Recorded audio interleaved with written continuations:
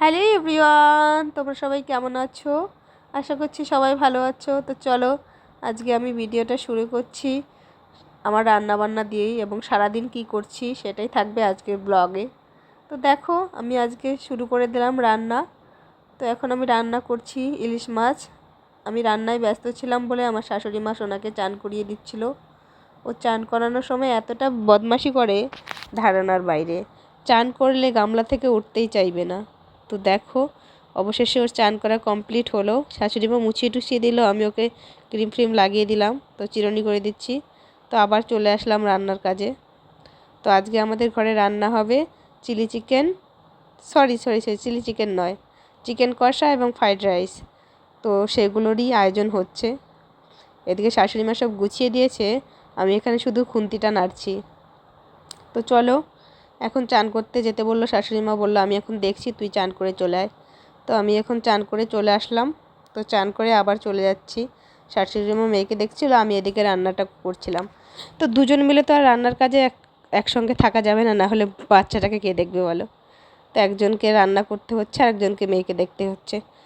তো দেখো এদিকে আমার রান্না বাড়া প্রায় কমপ্লিট হয়ে গেছে।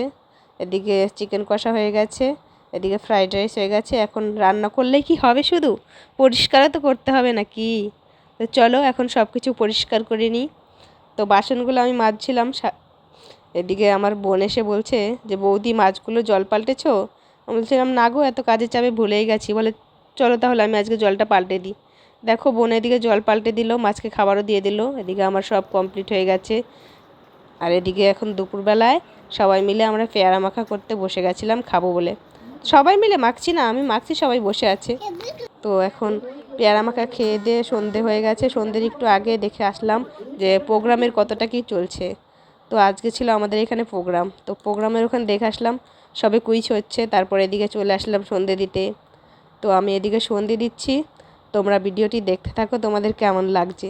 যদি আমার ব্লগ ভিডিওগুলি তোমাদের ভালো লাগে অবশ্যই লাইক কমেন্ট অ্যান্ড শেয়ার করে আমার পাশে থেকো। তো এদিকে দেখো আমার সন্ধে তো প্রায় কমপ্লিট হয়ে গেছে।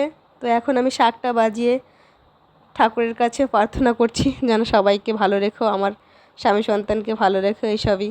তো ঠাকুরের কাছে আর কি চাইবো বলো, এইটুকুনিই চাওয়ার। তো দেখো এদিকে আমার সন্ধে দেওয়া কমপ্লিট হয়ে গেছে। তো এখন সন্ধে দিয়ে আবার যাব প্রোগ্রামে, কারণ আমাদের এখানে সরস্বতী পুজোর ফাংশন হচ্ছে। সরস্বতী পুজোর ফাংশন এত দেরি করে হচ্ছে কারণ মাধ্যমিকের পরীক্ষা ছিল।